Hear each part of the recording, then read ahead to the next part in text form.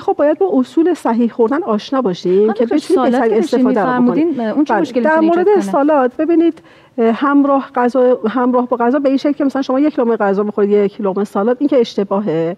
و اینکه بعضی از افراد سالاد رو بعد از غذا میخورن، این هم اشتباهه. یعنی من اگر بخوام یک قاعده کلی خدمت شما عرض بکنم، کلا سر سفره که ما ایرانی‌ها خیلی عادت داریم که سفره رنگ و رنگ می‌چینیم، میگیم که اگر که ترجیح هم بهتره که خیلی انواع و تنوع مختلفی رو استفاده نکنیم خب توی یک وعده. ولی اگرم می‌خوایم مثلا دو مدل بخوریم، اولو که هضمش سبک‌تره و راحت‌تر هضم میشه، اول اون رو استفاده کنیم، بعد اون چیزی که هضمش سنگین‌تره. یعنی اگر می‌خوایم سالاد بخوریم، اول باید سالادمون رو بخوریم و بعد غذای اصلی رو استفاده بکنیم. اینکه خب بعضیا سالاد رو می‌خورن برای اینکه باز حجم معده رو پر بکنه، اشتها کمتر بشه، باز قبل از غذا خورده بشه، این اتفاق بهتر میفته. بعضی هم برای یبوست، برای اینکه فیبر داره از یبوست جلوگیری میکنه، باز باید همون قبل از غذا خورده بشه. و اینکه خود ترکیبات سالاد هم مهمه. اینکه افرادی که دستگاه گوارششون ضعیفه، هضمشون ضعیفه، مثلا نفخ دارن، یبوست دارن، ترش میکنن، اینها سالادی بخورن که سرد باشه، این مشکلاتشون رو بیشتر میکنه. بنابراین بهتره که ترکیبات گرم داخل سالاد استفاده بشه. یعنی که کاهو کمتر باشه، یک مقداری کرفس بهش اضافه کنید، هویج، کلم، نعنا خشک هم کمک میکنه. میتونه نعنای خشک یا حتی سبزی‌های تازه مثل نعنا، جعفری، ریحان، شیوید روی سالاد ریخته بشه یا از جوانه‌ها استفاده بشه و خیار و گوجه نباشه داخل سالاد. و بهتره که سس ها هم که در واقع ما یک کمی از چاشنی طبیعی آب لیمو ترش استفاده کنیم.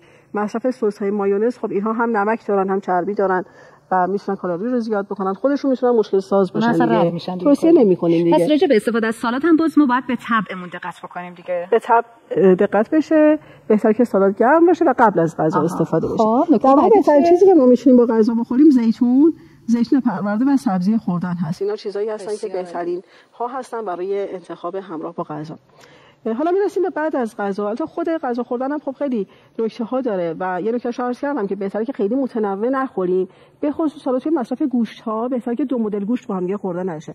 مثلا کباب، حالا گوشت گوسفند یا گوساله همراه با جوجه، دو نوع گوشته. این اتفاق بیشتر توی عروسی‌ها میفته. هضم اینها با متفاوته. حالا توی خونه بیشتر چه اتفاقی میفته؟ بیشتر ممکنه که دو نوع گوشت رو با هم چرخ کنیم.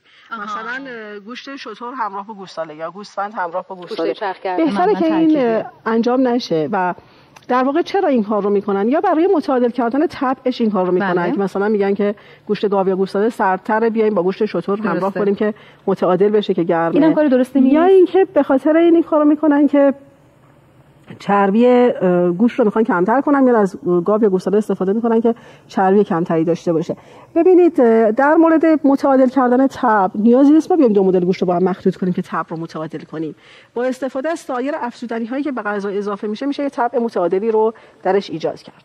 اگر هم که هدف اینه که چربی رو کم بکنیم، باز یکی از نکته‌های خیلی مهم اینه که ما بعضا وسواس داریم توی کم کردن چربی ها و اتفاقا اینقدر که آدم مانور داده میشه که چربی ها مضرن، اینجوری نیست و چربی ها هم برای بدن مورد نیاز هستن و به اندازه تعادل. ببینید ما توی همه چیز اگر راه تعادل رو پیش بگیریم هیچ وقت اندازه نگه که اندازه نمیشه. بعضیا مثلا تخم مرغ رو حذف میکنن، تخم مرغ که یک ماده غذایی بسیار مفیده، تخم مرغ خیلی حذفش میکنن به خاطر اینکه کلسترول بالا داره، در حالی که خود اون کلسترول برای یک سری از متابولیسم‌های بدن مورد نیازه و نبودنش میتونه مشکل ساز بشه و توصیه میشه که حتما روزانه یک عدد تخم مرغ رو مصرف کنید. یعنی که تمام چربی گوشت رو میگیرن و گوشت مصرفیشون رو مثلا میکنن گوسفند و گوساله برای اینکه هیچ چربی نداشته باشه که خب این اشتباهه. در حد تعادل هیچ اشکالی نداره. تعادلش چقدر؟ یعنی مثلا ما وقتی داریم در طول یک هفته رو نگاه میکنیم، مثلا میگیم یک روز وقتی مادر خانواده داره غذا درست میکنه چقدر باید تو غذاهای ما چربی باشه، قند باشه یا نمک باشه؟ ببینید اون چیزی که مصرف بیش از حد چربیه، این که مثلا شما توی گوشت چرخ کرده بیاید خودتون چربی اضافه کنید به اون گوشت. همون چربی های طبیعی اطراف گوشت که البته اگر زیادی و زیادیش گرفته بشه در حد متعادل یک مقدار چربی داشته باشه همون کفایت میکنه. یا اینکه یک چیزی که خیلی مشکل سازه مصرف زیاد سرخ کردنی هاست، اینکه ما مواد غذایی رو آغشته کنیم و در واقع شناور کنیم داخل روغن بسیار زیادی و بخوایم سرخ بکنیم و بعد هم بلافاصله بعد از سرخ کردن رو خارج نکنیم از داخل روغن که روغن رو جذب میکنه به داخل خودش، خب این باعث مصرف زیاد چربی میشه. یا اینکه خیلی وقتا ما غیر مستقیم چربی رو مصرف میکنیم، مثلا همین سس مایونز فکر میکنیم که مثلا گوشتمون بدون چربیه، بعد میایم یه سس مایونز زیادی رو همراهش مصرف میکنیم و چربی زیادی میشه. معمولا قبل از تبخش مزه‌دار میکنن چی؟ مثلا جوجه کباب و قبلش مثلا توی سس مایونز مزه‌دار میکنن، میگن ترد میشه. در حد کم و متعادلش اشکالی نداره. ما نمیخوایم خیلی همه چیز رو سخت بکنیم. همراه غذا اضافه نکنیم. بهتره که برای مزه‌دار کردن از چیزای طبیعی‌تر مثلا کره همراه با ادویه‌ها استفاده کنیم تا اینکه بخوایم سس مایونز. ببینید کلاً چیزهایی که بسته‌بندی میشن و کارخونه‌ای هستن اینا افزودنی‌های خیلی زیادی دارن که بعضا میشن مشکل ساز بشن. بله. حالا یه مقدار صحبتام با هم دیگه تداخل میکنه. من یه مثلا بیسکویت رو برای شما بزنم.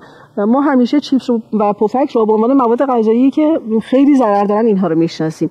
بله اینها خیلی مضرن، اما جالبه که بدونیم که کیک، کلوچه و بیسکویت ها از اینها هم مضرتر هستن به خاطر اینکه افزودنی‌های خیلی زیادی دارن و همراه با این مواد غذایی معمولا ما نمک زیادی دریافت می‌کنیم، چربی زیادی دریافت می‌کنیم و کالری بالایی که به اینها دقت نمی‌کنیم. امروز خانم دکتر گفتن مثلا برای زنگ تفریح فرزندانمون وقتی خوراکی می‌ذاریم میگیم نه ما خوراک مضر نمی‌ذاریم، ولی الا ماشاءالله کیک و بیسکویت و اینا رو راحت می‌ذاریم، حس خوبی هم داریم. فکر می‌کنیم که اینا خیلی در مورد خوبی کردیم، در حالی که بهتره که از مواد طبیعی مثل حالا مغزها، میوه ها استفاده کنیم. بله.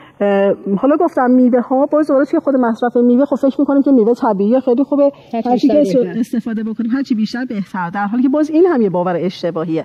به خاطر اینکه هر یک واحد میوه که حدوداً 100 تا 150 گرم میوه میشه از نظر کالری معادل 3 تا قاشق غذاخوری برنج و معادل یک پیمانه شکر کالری داره و قند زیادی دارن میوه ها. بنابراین مصرف میوه هم باید در حد تعادل مثلا 1 تا 2 واحد در طول روز میوه کفایت میکنه. و حالا اینا ربطش بدن به بحث غذا خوردن، اینکه بلافاصله بعد از غذا، حالا سفره رو چیدیم غذا رو استفاده کردیم، بلافاصله بعد از غذا برای کمک به هضم بعضیا مثلا از انواع ژله ها و دسرها استفاده میکنن. بله. که خب اینها هم قند زیادی دارن، همین که به خاطر ماده ژلاتینی که داخلشون هستش یه غلظت و لزوجت و چسبندگی دارن که این میتونه برای بیماری‌های مثل فشار خون، مثل دیابت، مثل کبد چرب، بیماری قلبی عروقی میتونه خیلی مضر باشه. و استفاده از میوه بعد از غذا به خصوص حالا توی فصل خربزه طالبی خیلی مرسومه که بعد از غذا آورده میشه، اینها خودش میتونه باز هضم رو دچار اشکال بکنه. یک تجدید نظر اساسی ما باید انجام بدیم.